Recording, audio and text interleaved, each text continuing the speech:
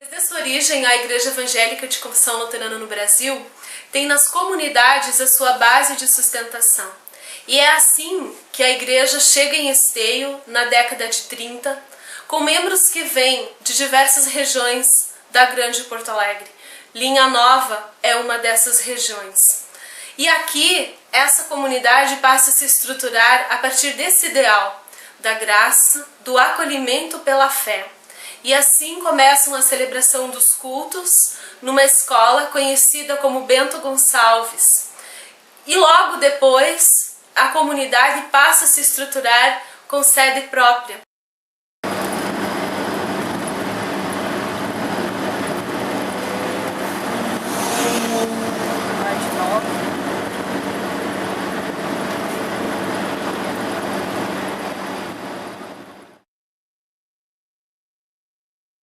Então, para entender a história da nossa comunidade, é importante pensar, entender quais foram as causas que fizeram com que as famílias viessem para Esteio.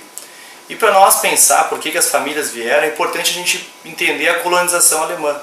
Então, em 1824, com a vinda dos imigrantes alemães para o Brasil, eles estabeleceram aqui num formato de agricultura familiar. Então, eram propriedades muito pequenas, e logo ali nas primeiras gerações, as famílias eram muito numerosas, eram 10 ou mais filhos. Isso significou que logo nas primeiras gerações houve a necessidade de migrações. Então, os filhos e os netos dos imigrantes começaram a abrir novas colônias e com o tempo começaram a subir para o oeste. Então, Santa Catarina, Paraná. Então, houve um processo de migração. Esta foi uma das causas da vinda das famílias para Esteio. Mas houveram muitas outras, mas uma importante que a gente pode frisar é a própria busca por um trabalho nas empresas que se estabeleciam aqui na região metropolitana. Então Porto Alegre, Canoas, Esteio era um parque industrial que começava a nascer. Então eles vieram também seduzidos por novas oportunidades de trabalho, porque nós sabemos que na colônia o padrão de vida não era tão bom, muitas pessoas passavam dificuldade, enfim. Então também vieram seduzidos pela ideia de uma vida melhor, de um trabalho, de um emprego. Então essas duas causas, as migrações e a busca por uma nova condição de emprego, de trabalho, são duas questões econômicas que explicam também a vinda dessas famílias para Esteio. A vinda das famílias para Esteio aconteceu num momento que no Brasil se chamou de êxodo rural. É quando as famílias vinham do campo para a cidade. Esse êxodo rural pode ser comparado com aquilo que a gente estudou e aprendeu, que é o episódio do êxodo. É um momento em que o povo em marcha migra de um lugar para o outro, e um momento em que a igreja e que a sua fé e a religião cumprem um papel importante, um papel fundamental de dar sentido e dar força para que as pessoas consigam se encontrar e viverem uma nova realidade. E talvez isso sirva para a gente pensar no papel que a nossa igreja cumpriu. Essas famílias, então, vindas de Linha Nova, vindas do interior, encontraram aqui um pouso, encontraram um lugar seguro para desenvolver a sua fé, para viver em comunidade, construir uma nova realidade e que reflete tudo isso que a gente está vendo hoje. 70 anos depois, a nossa história encontrou o seu pouso, o seu lugar seguro, o seu ancoradouro aqui, nessa comunidade.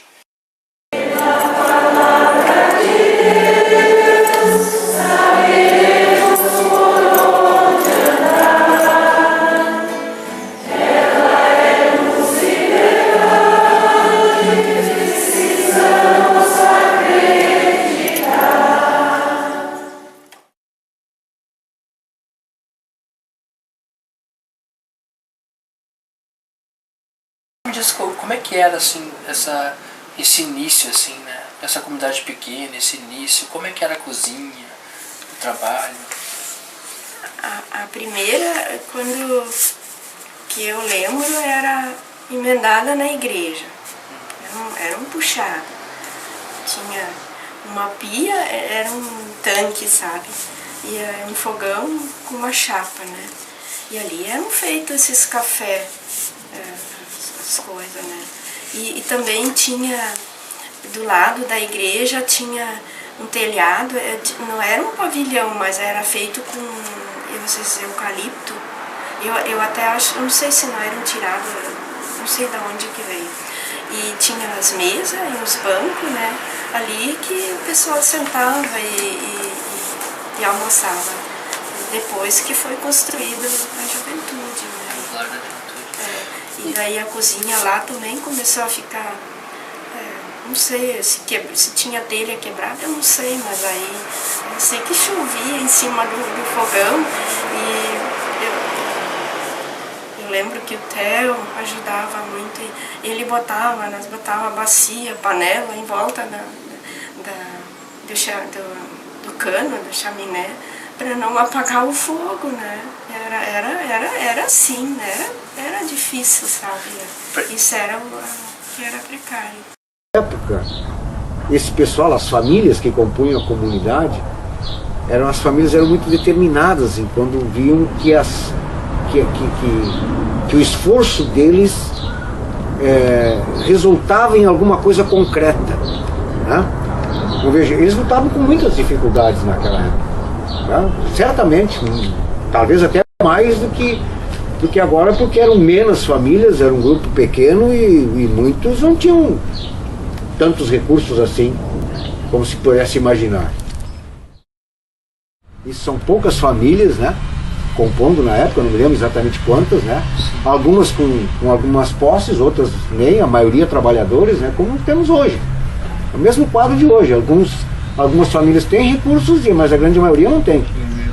Tá? Mesmo quadro. Então veja, isso aí foi feito em 13 anos. Sim. Tá?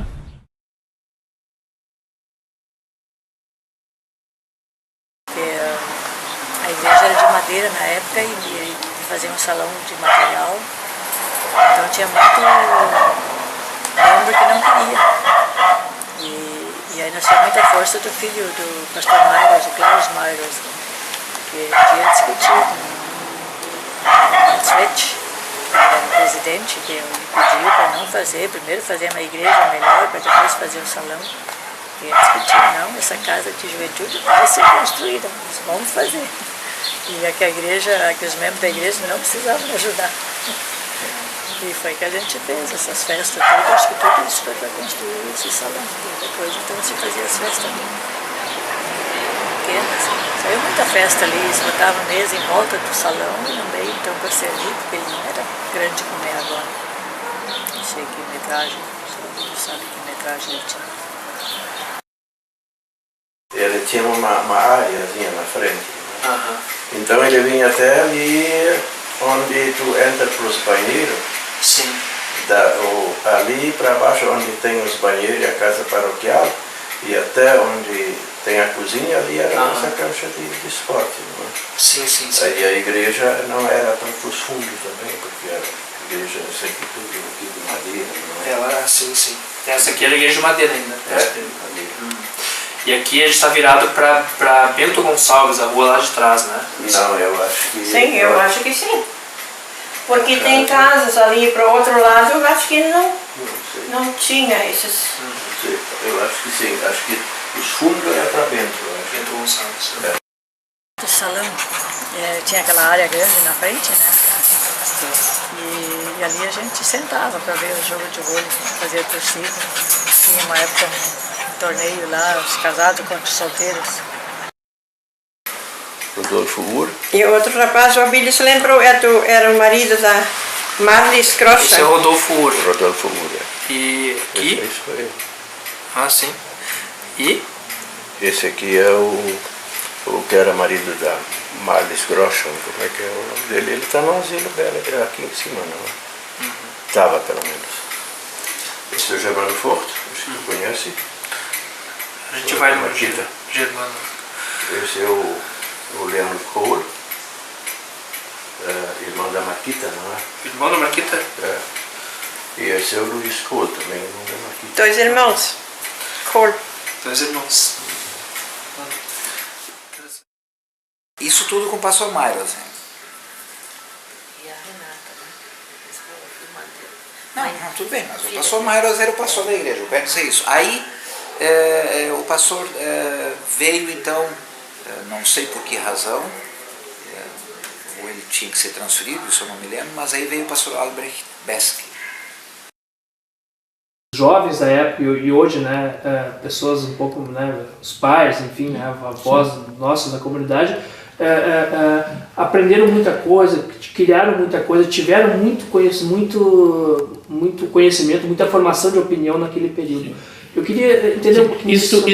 Eu entendi sempre o meu trabalho dando justificação por que eu faço isso e não aquilo. Por isso eu fiz.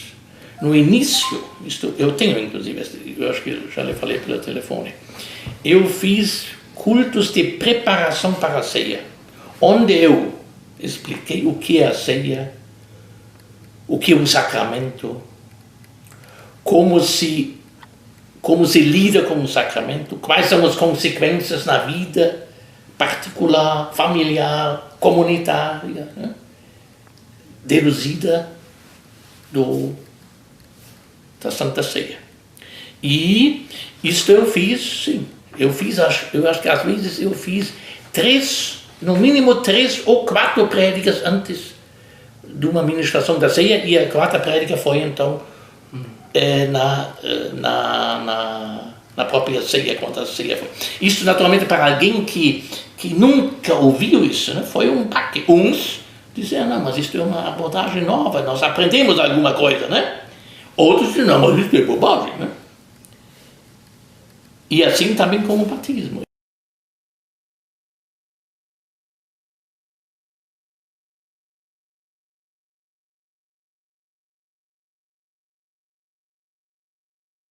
Incentivou o grupo de ter essa atividade diversa.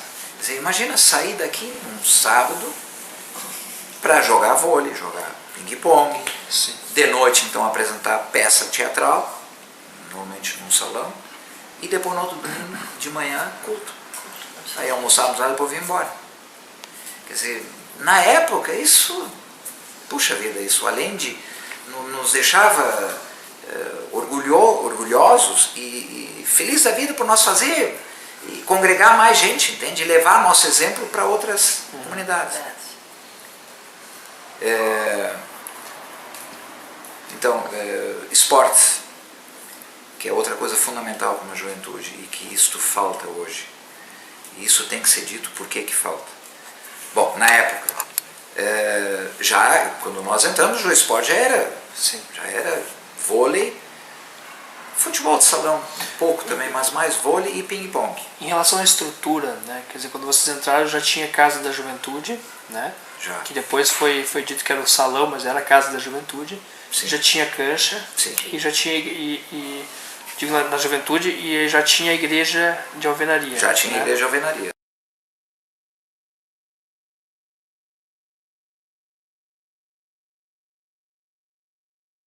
Se convocou uma assembleia extraordinária dos membros para votar a permanência ou a saída do pastor. O Bessic se retirou lá para os fundos, eu fui junto com ele. E aí eu comecei a chorar. Aí ele disse, Walter, a única maneira de tu conseguir ajudar é participar da igreja e ser pastor. Isso.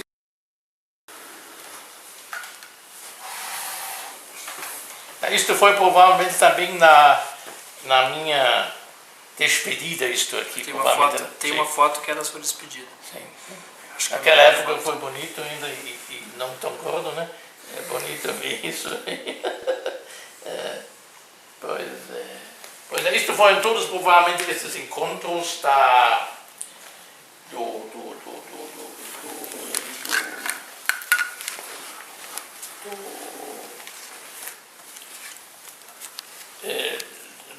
despedida, né? Porque para alguns realmente foram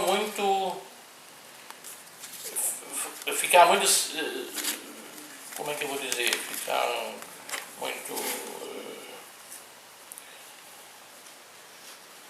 lamentável, né? Justamente os jovens, né? Lamentável, mas eu também sei de alguns adultos, né? Que também achavam que foi uma pena, né? veio depois, que foi o pastor Donário Benck, inclusive o que nos casou. Ele quando veio, ele veio com uma missão lá do Senhor. Acalma a comunidade. Era vamos dizer assim, um grupo, né, que ao lado do pastor Albérico Pesce, né, realmente eles levavam muito a sério a sua vida de fé. E nesse sentido eu só posso elogiar o pastor Pesce, né, ele conseguiu trazer os jovens para perto, né, da nossa proposta evangélica, né, isso ele conseguiu. Mas nem todas as pessoas entendiam isso. Entre os jovens e gerações mais adultas, outros grupos, né, surgiu uma certa, não sei, rivalidade. Felizmente, depois disso, né, eu fui mandado para lá como uma espécie, assim, como é que vou dizer, pacificador, acho que não é bem a palavra, né, mas reconciliador. E eu consegui isso, graças a Deus. Por causa do BESC, dessa história do BESC, ficou muito assim, ó, jovens e os velhos antigos. Meio que ficaram afastados. Depois da Assembleia. Tudo. Ficou muito frio aquilo. E nós sentíamos isso, porque eram nossos pais, né? Mas a gente chegava em casa, queria falar, sentia que eles estavam, tinha membros que, tu não vai mais, tu tá, né, radical, né? E aí nós pensamos, nós temos que trazer esses pais para cá. E a maneira de trazer era fazer uma confraternização. E por isso a lembrança do baile. Porque o baile seria para nossos pais. Era um baile para casais. O baile para casais. Para casais. E depois só casal que entrava, né? Sim. E aí então depois, lá terminou, estava muito bom. Aí o pastor, o Benck, mas isso aí é muito bom. E aí a bebida também era à vontade, era tudo incluído. Só que não serviam na mesa. Cada um tinha que ir lá com um copinho de chopp para buscar o chopp. Muitos então, mas tem que servir. Não, o baile foi feito para vocês se servir. Aí todo mundo tinha que, eles não queriam levantar para pegar o chopp. Mas no fim começaram a gostar e se acostumaram a isso. Então até hoje é assim mesmo.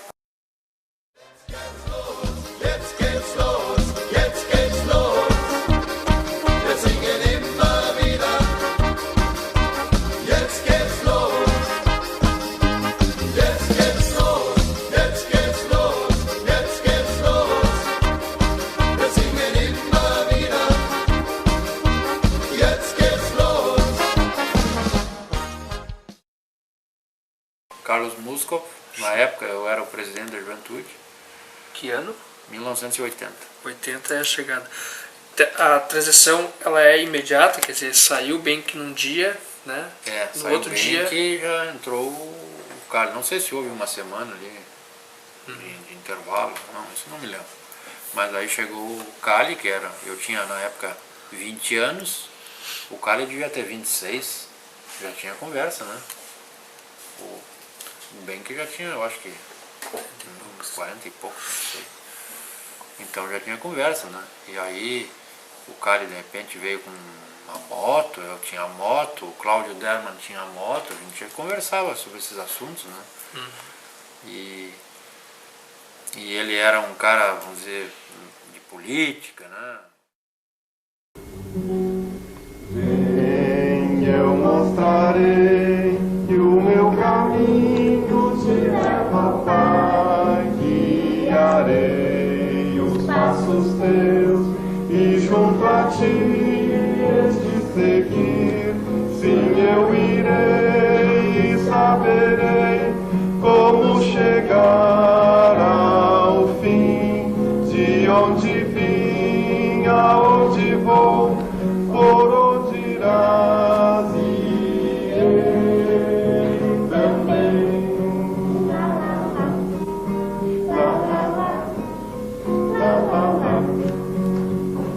Vem, eu te direi que nesta casa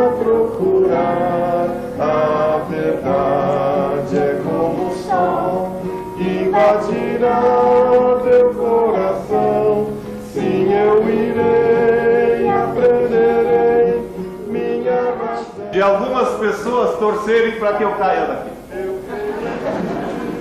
Tem gente há 11 anos e meio pensando, um dia desse o pastor vai cair com o púlpito tudo.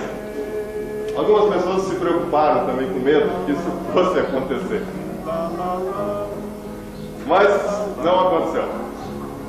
É a última oportunidade também para mim de falar a vocês como pastor. Talvez no futuro eu retorne aqui para falar a vocês, mas daí eu não vou falar como pastor da comunidade.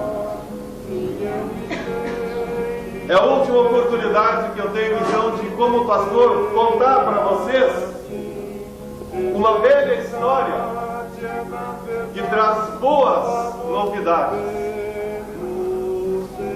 Tentei fazer isso nesses 10 anos que estive aqui, 11 anos e meio desde que eu vim para cá. Vem que a terra espera que possa queira realizar com amor a construção de um mundo novo, muito melhor. Sim, eu irei e levarei teu nome aos meus irmãos. Iremos nós e o teu amor vai construir.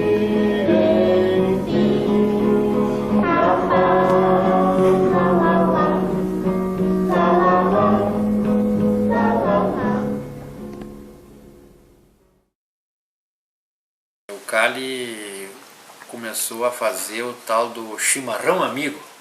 Não sei se tu já ouvi falar muito lembra disso. O Como- chimarrão amigo. E como que era o chimarrão? O chimarrão amigo era às terças-feiras, né? E o dia inteiro a casa dele estava aberta. Isso foi uma coisa muito boa assim que ele fez, né? Sim. Então o que aconteceu? O jovem da juventude, ele convidava lá, ó pessoal, vem na minha casa. Então ele fazia pipoca e chimarrão. E mais tarde, assim, na terça-feira, ele abria um vinho branco. Quer dizer, ali era um lugar que, né, aconteciam algumas coisas, algumas ideias eram... Um desses, aí tava a Márcia Scherer. Márcia Scherer, né? E aí era um tal de, vamos, quem vai fazer aqui participar do grupo de dança? E eu e o Ricardo dançava muito mal, mas era pra gente participar. Foi algo assim, a história é bem... na época o pastor era o Cali, né? E ele ficou sabendo que ia ter um curso para professores, capacitar professores de dança alemã em Gramado. E aí na época então ele falou com a Márcia Scherer, que é a professora, né, de formação, e lançou, olha, quem sabe tu vai fazer esse curso. E vamos tentar fazer aqui, nós temos os filhos aí, que na época o pessoal tinha 12, 13 anos ali, né, de várias famílias da comunidade, vamos tentar fazer. E efetivamente então ela fez o curso, né, e a partir daí então começou o trabalho, né. O Cali tinha descoberto esse curso, né, e aí quem será que poderia fazer esse curso? Aí ele perguntou, tu tá disposta a participar? Eu disse, eu gosto, né, demais de dança. E aí eu fui então. E isso foi em 83, 1983, assim, final, início de férias, né, janeiro, e era um curso assim que durava praticamente 2 semanas, quase 20 dias.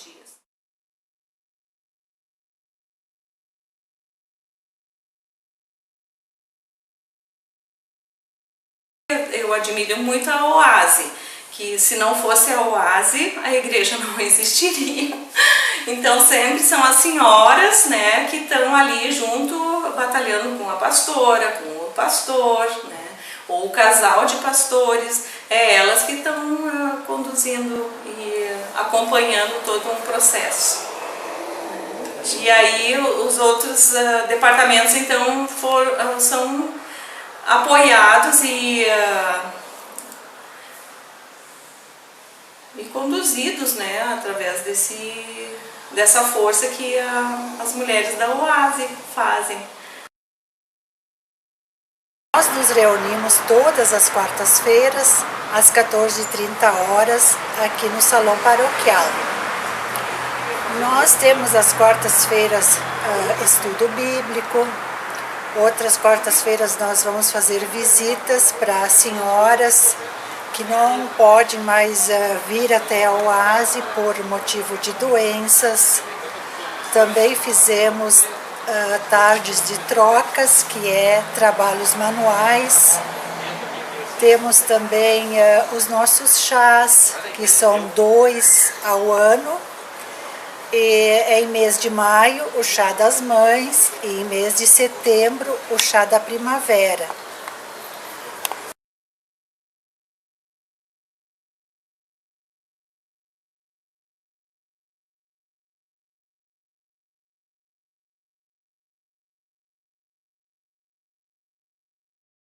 Dia 25 de julho de 1987, por volta das 2h30, o céu clareou em esteio, entre as ruas Bento Gonçalves, das Ferroviárias e Avenida Bate Clarete. O povo acordou com estalos e chamas que clareavam o céu. Gritos de vizinhas dizendo: o lar da igreja estava queimando. Um incêndio era no lar da igreja Bom Pastor, Igreja Evangélica Confissão Luterana do Brasil, ICLP. Sirenes e polícia, ataladas de sinos anunciando a tragédia. Jovens vinham correndo, chorando, se abraçando.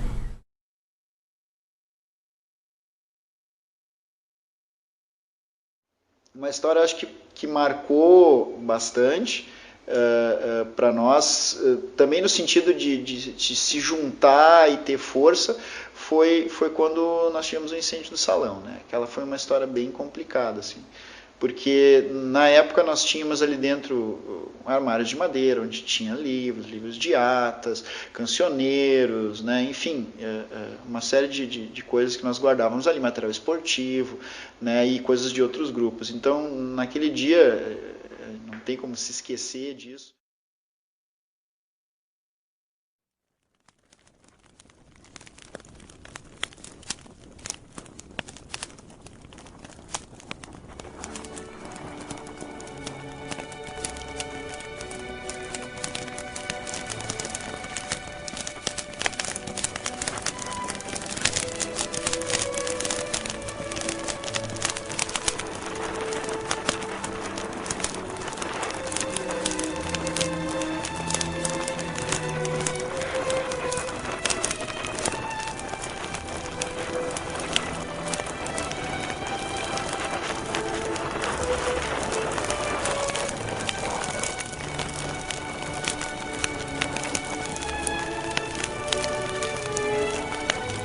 Vindo ali nacional para cá, né, no caso, caminhando, né, pela Fernando Ferrari, e de longe a gente viu fumaça, viu aquele clarão, mas aquilo até então a gente não sabia onde que era, e a gente vinha se aproximando e aquele negócio começou a, né, vai reduzindo o teu campo de visão e tu vai vendo aquele chegando mais próximo, e daqui a pouco começou a bater aquele pânico no pessoal. Quando nós chegamos na esquina aqui do posto Dias, aqui a Fernando Ferrari com a Ferroviários, o pessoal olhou de gente, tem que ser lá. E saiu todo mundo correndo, desabalado assim, né? E entramos correndo aqui no portão, e quando a gente chegou exatamente assim, de frente, a gente viu aquele negócio todo pegando fogo. E, cara, foi um troço que é complicado assim para descrever, porque tu vê todo um trabalho que se tem ali, quer dizer, pô, a comunidade girava, os eventos, as reuniões de grupos, todas ali. Né? E daqui a pouco tu vê aquilo tudo em chamas.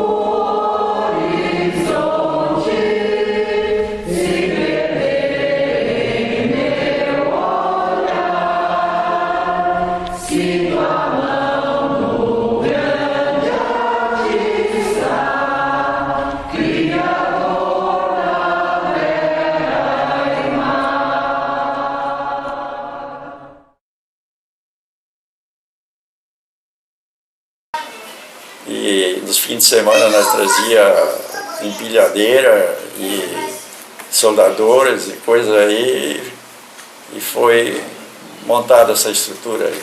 Do telhado. Do telhado, estrutura de ferro, né? Mas isso foi depois da construção do salão? Porque o primeiro, o telhado foi direto, o telhado de ferro, ou o primeiro foi feito no telhado e depois... Não, foi direto já. Foi direto já. No que levantaram as paredes, foi botar o telhado, a estrutura em cima para botar o telhado. Então esse salão novo foi construído na base da ajuda de pessoas... Voluntários. Que doaram... O seu tempo, esse fim de semana, né? Para fazer esse trabalho.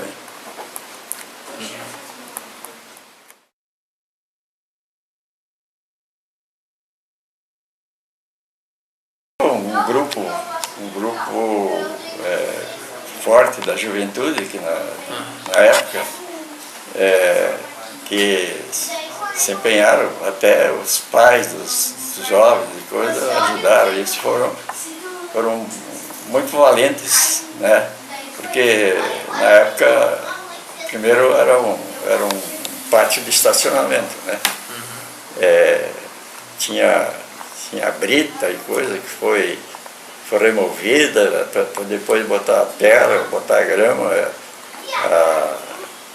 os postes para segurar a rede, tudo isso aí. Olha, eu assisti muito o empenho dessa turma aí que trabalhou ali. Eu acho que ficou uma marca, né? Está sendo até hoje útil, né? Se não tivesse a coragem daquela turma naquela época, eu não sei se tinha saído até hoje essa cancha, né? Aqui em frente à cancha, né? Teve um grande processo de construção e tu fosse um dos jovens, né, envolvidos nesse processo de construção. Queria que tu falasse um pouquinho sobre o que foi esse processo, como aconteceu, por que aconteceu. Então, desde quando o salão antigo pegou fogo, né, e foi construído esse novo salão que está aqui agora, para a juventude foi entregue então uma cancha, né, que na época era uma cancha provisória, né? Ela era uma cancha que ficava nesse sentido e ocupava 1/3 disso que é o campo hoje. Então só que isso era uma situação provisória e ficou todo um terreno lá do lado de lá ainda, que foi colocado um saibro grosso na época, e foi usado como estacionamento, né? Por pelo menos uns 10 anos ele ficou servindo como estacionamento. Em vários momentos, né, na nossa época da juventude, que a juventude não estava tão ativa, eram os grupos de dança, né? Nós tínhamos 3, 4 grupos de danças onde os jovens participavam. Foi levantada essa questão, né, se nós iríamos ou não construir a cancha, ampliar a cancha. E eu lembro que uma época o Rudi Schneider, ele fez uma pesquisa, enviou para todos os membros os endereços das pessoas, perguntando o que as pessoas achavam que deveria ser feito com este terreno, né? Se deveria se fazer uma cancha ou se deveria se fazer um prédio e alugar. Enfim, tinha algumas propostas que estavam surgindo dentro do presbitério. Aí numa reunião do presbitério foi feita uma discussão. Na época nós que representávamos a juventude, né, eu representava o Guter Hirsch na época, mas também a juventude, com apoio da Cristina Filber, né, que era a tesoureira da comunidade na época, e mais algumas pessoas. Nós levantamos a bandeira de construir a cancha, né, de fazer a cancha. Sim. O que tu acha da importância do campo aqui? Esse campo aqui, ele simplesmente representa a juventude, né? Desde que eu faço parte desse grupo, ele mostra a integração entre os jovens. Os jovens vinham só para jogar futebol e, consequentemente, montando um belo grupo que nós temos até hoje aqui, como podem ver. Não tão belo também. Não tão belo, mas é um grupo. E pra mim, esse campo é isso que ele representa pra gente, a integração.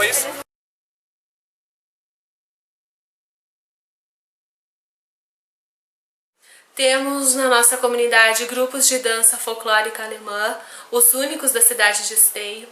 Temos na nossa comunidade grupos de juventude evangélica, que trabalha com adolescentes e jovens entre 12 e 18 anos. Interessante, cara, porque em diversos períodos da juventude ela ficou meio capenga, assim, no sentido de que a gente tem várias reativações, assim. Tentava e... E desde 2013 é uma experiência legal, que é uma experiência que deu certo, né? Sim. De reativação, enfim, e chegar a ter um espaço grande, assim, como esse. Muito legal. E eu dou muito valor, assim, à amizade que a juventude tem com os outros grupos, né? Com o Desafio Diaconal, com as Senhoras do Oásis. Senhoras do Oásis, a gente está sempre junto com elas, né? Quando elas precisam de alguma coisa, a gente está sempre pronto para ajudar, e quando elas têm cuca, sempre pronto para dar para a gente também. É uma maravilha. Temos na nossa comunidade um trabalho com crianças que neste ano desenvolve um projeto junto com o Procinos, chamado Coletivo Educador. A comunidade Bom Pastor em Esteio desenvolve também um trabalho do Desafio Diaconal, um grupo que vive a diaconia nesta comunidade. Na terceira idade, a comunidade conta com um grupo de aposentados que se reúne uma vez ao mês e valoriza a terceira idade e tem um projeto de trabalho para com a terceira idade neste município. A comunidade também conta com a área da música, com o canto coral, com grupos de música e instrumentos. A comunidade Bom Pastor é a única comunidade de Esteio religiosa a manter um cemitério que se chama Cemitério Luterano Bom Pastor. E é assim que essa comunidade vai testemunhando o que é ser sal e luz nesse mundo. Ela vai dando gosto na vida das pessoas. Ela vai iluminando caminhos pela fé, pela lâmpada que é Cristo Jesus. E é assim que esta comunidade vai seguindo os ideais de Jesus Cristo, onde ele diz: vão para o mundo, façam discípulos em meu nome e ensinem a viver o que eu tenho deixado para vocês. E é assim que por mais de 70 anos, com certeza, nós somos comunidade evangélica de confissão luterana no Brasil, comunidade Bom Pastor, na cidade de Esteio. E é assim, com essa mesma fé, que nós queremos continuar semeando a semente do reino de Deus nesta cidade.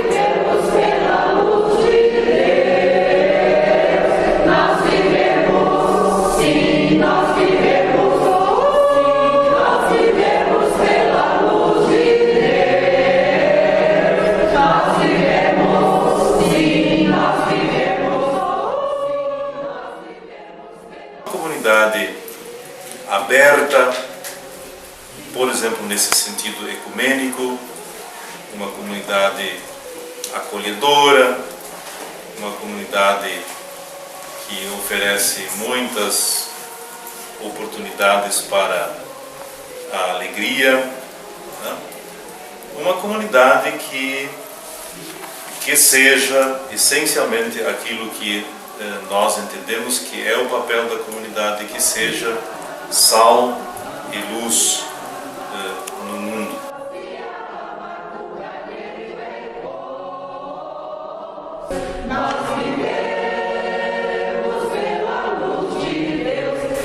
Essa amizade que a gente criou ali dentro, que tem até hoje esse convívio, isso aí não tem preço, né? E tudo que se criou foi um ajudando o outro. A gente se ajudando, né, dentro do que podia ser feito para a igreja em si, para o crescimento dela. E até hoje é feito dessa forma.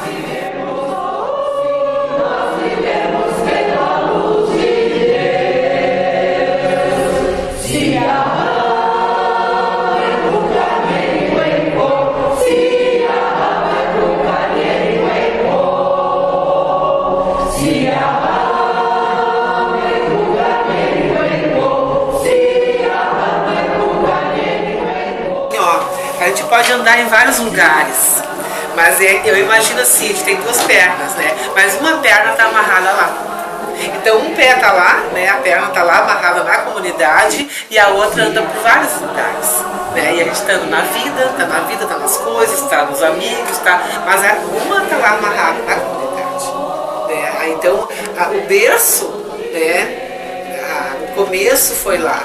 Então eu tenho muitas lembranças lembranças das pessoas, dos momentos bons, das festas, daquele aconchego, aquela coisa de família, de laços mesmo, né? Isso aí que liga muito a gente lá, né? Então a gente tá com a perna lá e a gente vai por aqui, vai por lá, mas tá sempre lá, com o pezinho lá.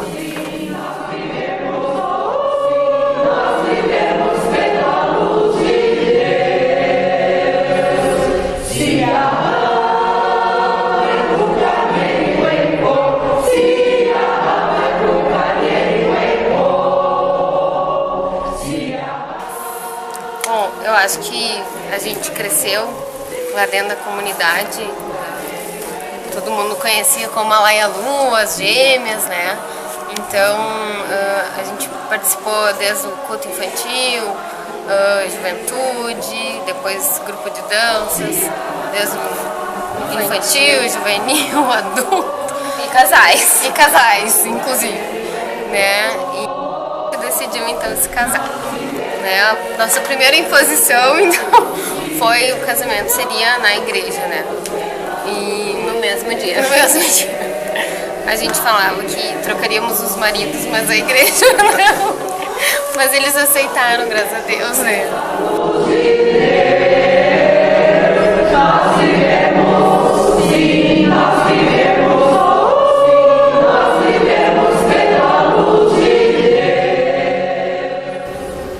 Uma coisa é certa, nós não vamos nos esquecer de vocês.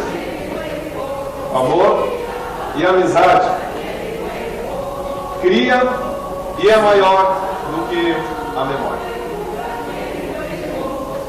O que é a garantia de que aconteça o que acontecer, estejamos nós onde for, nós sempre seremos bons amigos.